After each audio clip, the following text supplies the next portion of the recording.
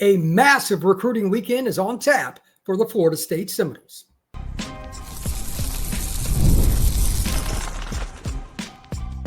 You are Locked On Seminoles, your daily podcast on the Florida State Seminoles. Part of the Locked On Podcast Network, your team every day. Welcome back into Locked On Seminoles. I'm your host, Brian Smith, longtime college football writer and recruiting analyst. Thank you for making Locked On Seminoles your first listen each and every day. Today's show is brought to you by our friends over at FanDuel. Right now, new FanDuel customers can get $200 in bonus bets when you win your first $5 bet. Today's show is about the massive recruiting weekend for the Florida State Seminoles. The June 6th weekend has roughly 20 players coming in from around the country. Some are committed elsewhere. Some are definitely looking at prime rivals like Miami, Florida, Georgia, Alabama, Notre Dame, Clemson, you name it. This is huge for Florida State.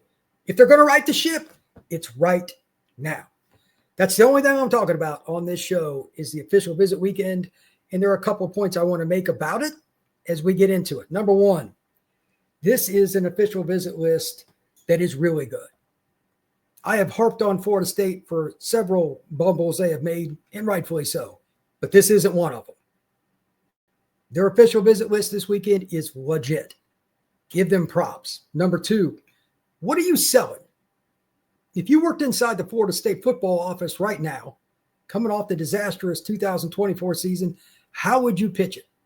Every player is different, every parent, every sibling, every coach that comes with a recruit. Just something to think about. This stuff is a lot more complex than saying, hey, come play for the Seminoles. Give credit to those in the football office at all schools, for that matter. It is a complex process, one that is churning 365, and it is not an easy grind. Number three, stay in the fight. Florida State has done that with this official visit list, first off here. But secondarily, if you don't get kids from this weekend or any other weekend, you have to stay in the fight. What does that mean? Bobby Bowden used to make a living off staying in the fight. They'd lose a kid to Miami or Georgia or Texas or whatever early. Maybe it was Notre Dame. Maybe it was Michigan. Maybe it was Southern Cal. You keep recruiting them. And this season, if you play well enough, big question, you still got to go out and earn it, you will gain the trust of recruits that maybe you don't have right now, this weekend, or a little after. But when that season comes, maybe you get them back on campus for an unofficial, or maybe they cancel this weekend or next weekend, and you get them later. Stay in the fight. So with that, I'm going to start breaking down the official visit list. And this, by the way, is a very fluid situation for any school. These visits change very consistently. For what it's worth, I'm using the one on On3, and I know there's a couple adjustments there.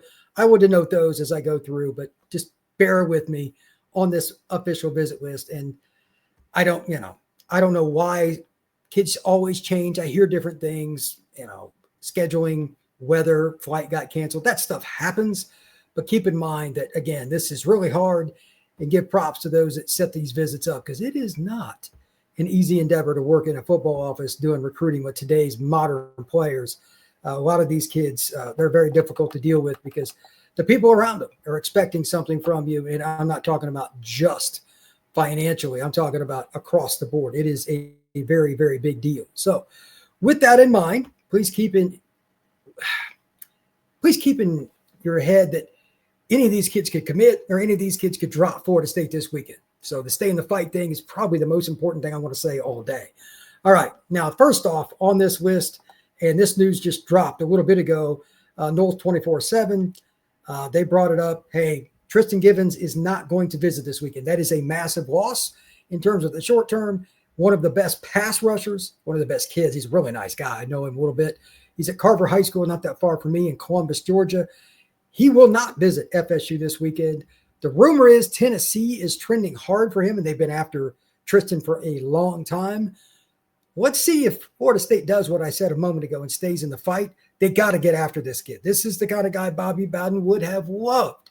This is the kind of guy the entire defensive staff at Florida State back in the day would have loved. He's a kid that needs to add a little weight, but he's 6'3", 215 pounds, and a natural rusher. He is speed, he is athleticism, he is long, and he is driven. It's the kind of kid that Mickey Andrews would have just found a way to make a stud as like a redshirt freshman. And I'm not saying he's the next Peter Boulware, but he's a guy that I think would be most likely to end up in the NFL with somebody like that crew would have had a chance to coach him. But right now, according to 24/7 Noles, they are not going to get him on campus this weekend. That's unfortunate. Samari Matthews, we call him Smoke. He's from William Amos High School in Huntersville, North Carolina. This is an elite corner. This is a young man that they've been trying to get for a long time. He's been to campus before unofficially, but you still got to play the uphill battle. South Carolina has been the long-time program around him, but the Texas Longhorns have been trending some too. There'll be other programs that he's going to take all his visits. Probably going to be an expensive guy to add. Like, he's an instant impact corner, but if you're going to play the game of being a big-time college football program, the NIL is going to have to flow on that one. Samari Smoke Matthews is legit. Inside linebacker TJ White, Jackson Academy, Jackson, Mississippi. This is a natural thumper in the middle of your defense. I don't know exactly where Florida State stands. I haven't heard a ton about him, but Mississippi kids, it's harder to get info on. Florida State's been after him for a long time, though. They put in the effort, and I'm guessing that the staff that came over from Nebraska combined with the leftover staff at Florida State, they targeted him early, so they must really like him, and he's been to campus. Let's see if they can make some noise there. I know Mississippi State and Ole Miss are probably heavily involved, but again, I don't know the totality of that, but he's a kid that could be the middle of your defense. Xavion Currents, he's a kid that I had a chance to meet last year at IMG Academy during the Under Armour Future 50 event. He is a big-time player at Rock Hill. He's from South Point High School. That high school's churned out a lot of dudes, including a very, very good defensive end that one time played for South Carolina, if you know what I'm talking about. But at the same time, he is committed to South Carolina. It is not easy to flip USC commits over there because their NIL is elite. If you're going to, again, just like with Smoke Matthews, if you're going to come after this kid, you're probably going to have to do so and do it with some serious NIL dollars. Moving on down the list, Devin Carter. This is a kid that, of course, his dad played at Florida State, played with the 49ers, NFL legacy, as well as a Florida State legacy. Dexter Carter, he was committed to the Noles, changed to Auburn. Now Florida State, among other schools, is really after him. Auburn's pretty loaded at wide receiver right now, which is ironic considering their passing game in the last few years, but they've got a lot of talent on campus. Florida State needs receivers. That's a kid that I have on Flip Watch personally because, quite frankly, I just don't think Auburn has as much to sell as Florida State in this situation for playing time. Playing time is key. Florida State is in a far, far bigger need for wide receivers than what Auburn is. Let's see if they can get that one done. The next one is kind of personal, and that is Carson Baker, running back out of Langston Hughes High School, just south of Atlanta by the airport. This is a kid that right now is trending very hard towards the Florida Gators. Florida, Georgia, and a whole bunch of schools have been after him, Ohio State, etc. He had a great, not a good, a great visit to Florida. If you don't get him, you're probably going to play against him. Carson Baker is shot out of a cannon. He's got speed. He's an elusive player once he gets to that hole, but kind of a one-cut-and-go player. He's not going to make a whole bunch of moves. He's not a Barry Sanders type of running back, but 6 foot, 195 pounds, very athletic. I think he's a guy that is going to make an impact. If he goes to Florida, they need running backs after this year. I would imagine he's going to play pretty early, so you're better to get him than to play against him. The next one, I'm curious to see if it happens, and if it does, again, kudos to the FSU staff and the back office. That is Madden Williams from St. John Bosco, one of my favorite programs in the United States. He is from the greater Los Angeles area, and that program is full of dudes every year. USC, Texas A&M, Notre Dame, you name a program. They've got kids from that program on their school. Ohio State's got a kid from there. Elite program, probably top 10 in the nation. He's a receiver, but he can play safety. He can play a lot of other spots, and he's a big-bodied player. He's got the frame to play on the boundary long-term, possibly. But if he doesn't, maybe he plays flanker. Either way, we all know that Mike Norvell likes big receivers. Madden Williams fits that profile to a T. Committed to A&M, though, which is random for an LA kid, but A&M's recruited better out of state this year than in-state, which is very peculiar for them. But nonetheless, can Florida State get in that game, and especially with the NIL game that A&M has? That's my question. I'm not saying he's on Flip Watch. I'm not saying he's not. This one to me is just all over the place. You just got to find out if he could fit in on your campus And again, playing time at wide receiver is certainly available. They don't have a lot of depth there. Florida State has something to sell.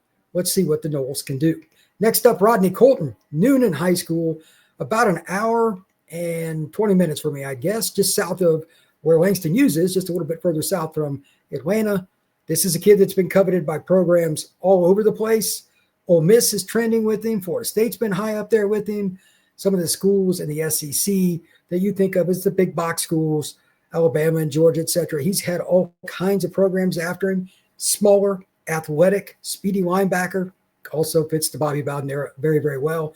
Rodney Colton would be a guy that I like quite a bit in Florida State's defense, especially if you want to play downhill. I'm really curious to see what Tony White does with that this year with as much speed as Florida State has guys like Blake Nicholson. But they're not going to get to see that before they take these official visits. So how does FSU sell a Rodney Colton who has all these SEC opportunities? That's a big question mark coming into this upcoming weekend, because if you're not going to beat the SEC schools, it's going to be really, really hard to win a lot of battles right now.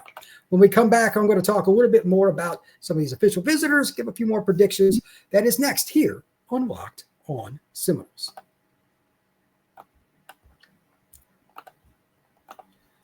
The NBA playoffs are in full swing, and every night delivers highlight-worthy performances, major momentum shifts, and can't-miss moments. Whether it's a game-winning shot or a breakout player, there's never been a better time to get in on the action.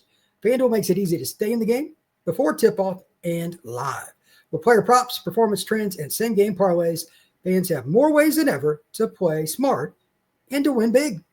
With the NBA Finals now having the Pacers and OKC, I think that's going to be a 6, maybe a 7-game series. I don't know who it's going to be that comes out on top, but I do know the most important player in the whole series, and that's Halliburton. It's not close. Whether you like the Pacers, hate the Pacers, or anything else, that dude is electric. He had a triple-double in one of the games against the Knicks. I believe it was 32, 15, and 12. That's insane at the NBA level. But how does OKC defend him? I think the over-unders on his point totals, his assist totals are some interesting props, and maybe you can find something else to go with as well. If you're new to FanDuel, it's the perfect time to sign up. Head over to FanDuel.com and place your first $5 bet. If it wins, you can win $200 in bonus bets. Make every moment more with FanDuel, official sports betting partner of the NBA.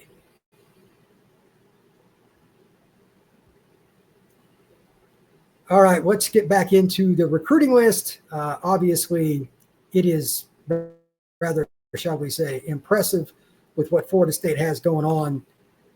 I'm impressed that they not only got these kids, but under these circumstances, about 20 guys that any school, Georgia, Ohio State, or anybody else would be impressed with. So let's get back into the list here. Let's talk a little bit more about what's going on. I'm not sure which kids are going to commit coming up, but I will say this. This next player is one of the guys that I just find very, very interesting overall, and I'm not sure if you guys will agree with it or not, but Brandon Bennett, this is a kid that he plays at one of the best programs in the state of Florida and the country, American Heritage. He's a 10'4", 100-meter kid when he was a sophomore in high school. Florida State needs more receivers. They need speed. Maybe he's that guy. Maybe he's the one that kicks off the commitment list. I don't know. I've heard varying reports on him, but I don't know where he's leaning. I honestly do not know. Why not Florida State? They've recruited that area. They've got Surtain, who coached there on the staff. Maybe that's the guy that kicks off the most recent commitment for the Noles this weekend. Anything's possible. Another St. John Bosco guy, Daniel Odom. It's interesting that they got a couple of Bosco kids coming in, but Daniel Odom, 6'2", 175 pounds. He's committed to Oklahoma. Not exactly a program coming off a great season last year. They had so many problems at the wide receiver position, and they got playing time available like Florida State does for a young guy. But Florida State gets him on campus this weekend. Another really talented player, national recruit. I'd imagine Florida State's going to roll out the red carpet for him. DQ Forkbutt, one of the most rocked up players that I have ever, and I do mean ever, been around. Great guy, too. DQ told me a couple weeks ago he was 232 pounds now. Inside linebacker, plays at IMG Academies from the greater Atlanta area originally. His biceps are like my legs. He's one of the most yoked kids that I have ever met. And just a good dude. Another guy that could end up being your thumper in the middle. He's a leader. Yes, sir, no, sir guy. Again, Bowden, Mickey Andrews, those kind of guys would have loved him, and I think he would fit in Florida State's culture very, very well.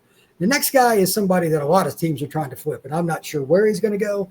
Javion Cooper, Florida State, Miami, a bunch of schools. But Javion's been committed to Syracuse for quite a while now. Big offensive lineman. He's a little over 300 pounds from what I've heard here recently. That could be a guy that Florida State gets, but I'm not betting anything. I do know that they need linemen in this class, and they're going to put all their effort into it because he's probably a guy that can play guard or tackle. Swing players are always hard to come by. Next up, Jaron Yulee out of Cardinal Newman. He is committed to West Virginia. This is an athlete. I believe he's going to play quarterback for him, but just insane athlete. If he shows up, if he's truly coming in this weekend, I don't know how Florida State is going to recruit him. I don't know if he's going to play safety. I don't know if he's going to play receiver. I don't know if he's going to play quarterback, but he's a heck of an athlete.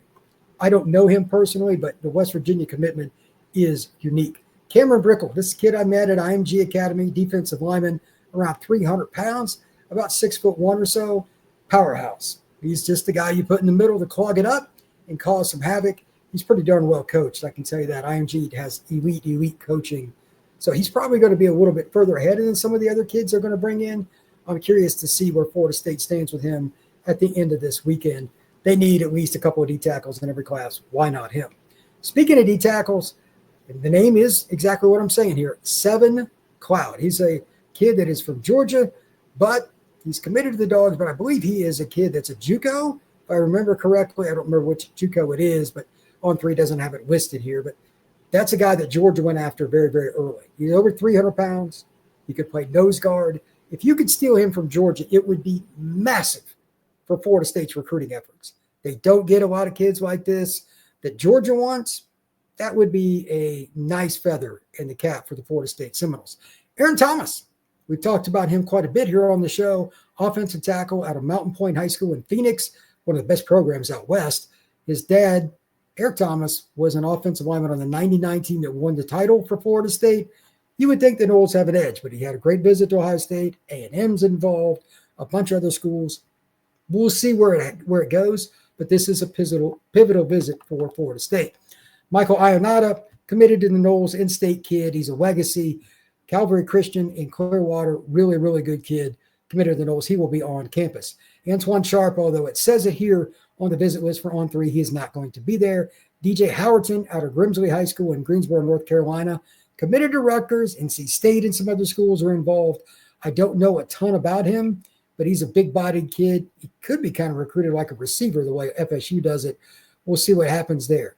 Brady Owens, tight end. He's also committed to Rutgers. This is a kid out of Yorktown in Arlington, Virginia. Again, Rutgers kid, but he's from the state of Virginia. That's a bit unusual to me. Florida State does need at least one, if not two tight ends in this class. So that is the official visit list so far for Florida State for this coming weekend. Now it's time to talk about a few of the key questions down the stretch for this weekend, and that is next here on Locked On Seminoles.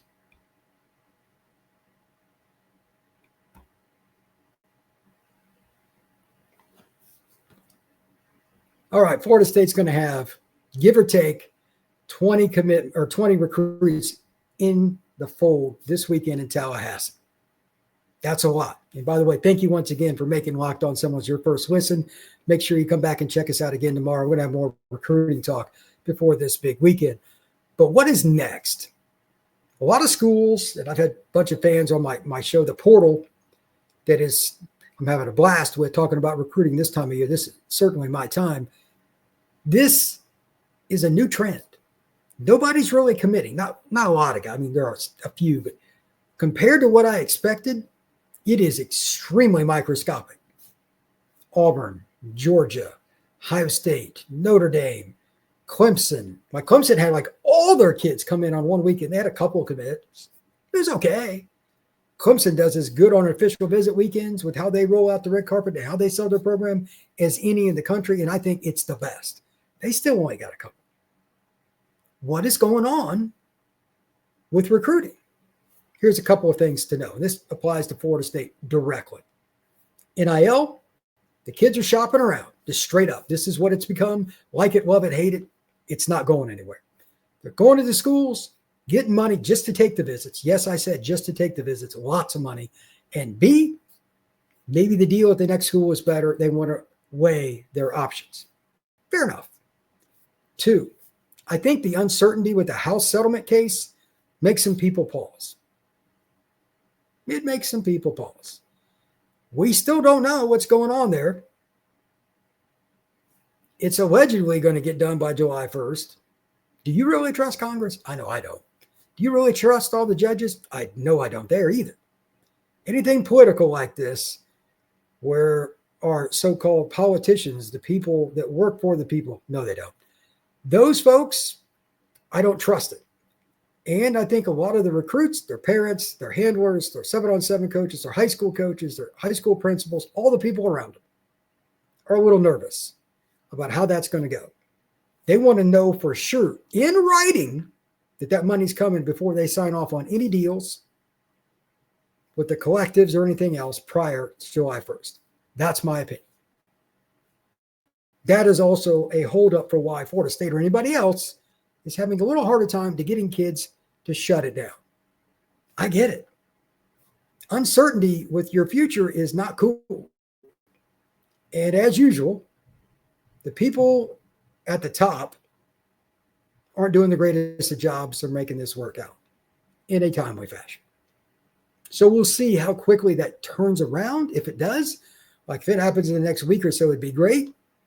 But if not, what I think is going to be June 20th to about July 10th are the commitment dates, could get pushed back to early July to more like July 25th, which sucks.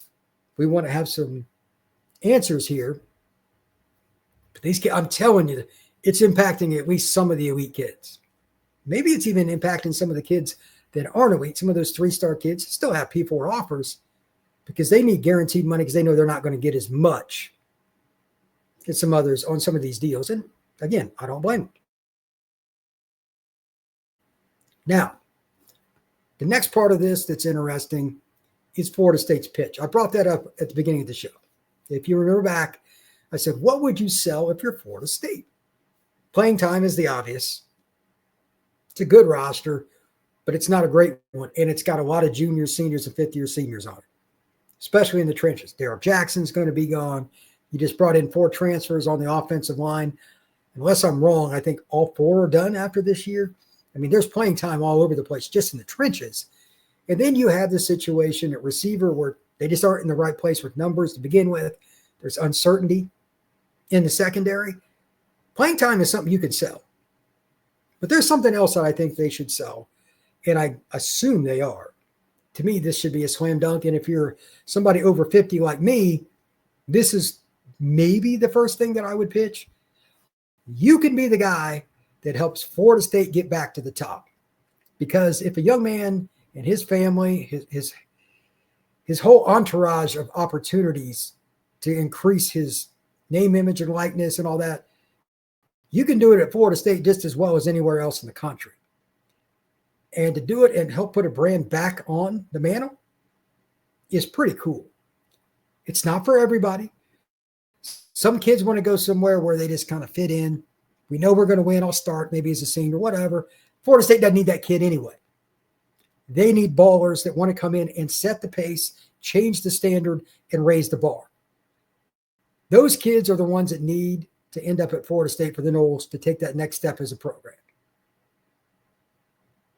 So while the kids are evaluating Florida State on this visit, their parents, everybody else too, Florida State has to adjust on the fly. If they brought in somebody they were pretty sure they were going to take, if the vibes aren't right, if this isn't somebody that wants to help change what happened last year, like if that's not a focal point, like if you don't want to be a guy,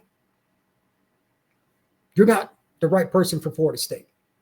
If you're not somebody that wants to be great, like if the destination Florida State is great for you, that's not good. That has to be the first step, not the last.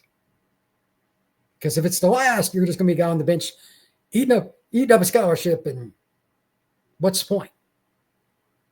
Florida State doesn't need that kid. Florida State needs the guy that's going to take the bull by the horns and come in and make an effort to be on the 2 deep by the end of fall camp his freshman year. Again, playing time is available. It's not like Florida State is super deep. And again, they've got a ton of juniors, seniors, and fifth-year seniors on this roster. Even Thomas Castellanos, barring some change, is going to be done after this year. They have availability. Let's see what happens. Final point. I know I talked about this not all that long ago, speaking of quarterbacks, with the situation with Keyshawn Henderson. I could just use that as an example. He's arguably the best recruit in the country, and Florida State has a visit set up with him. They need some kind of splash this weekend or next. They need a commitment desperately from political points of view. Florida is really trending right now. Miami is trending right now. Clemson is trending right now. Like, these schools are leading for a lot of key kids. We're right there in the top 2. But Florida State, it's more unknown. If I was to give a definition of Florida State's recruiting right now, I would use one word: foggy. It's just really hard to see what's going to happen. They need a commitment, not just from some random guy. They need a dude to make a public commitment, shut it down, meaning no more visits. I'm going to Florida State. That's what they need. I'm sure a lot of people out there say that's not going to happen, Brian. I didn't say it was or wasn't. I'm just telling you that is what the Florida State football program needs right now. For the political, it's the talent. They need something like that to get the ball rolling. And this weekend, again, the recruiting staff, everybody in the back office, the assistant coaches, everybody involved at Florida State University, that is a great visit list they have coming in. It's not good. It is great.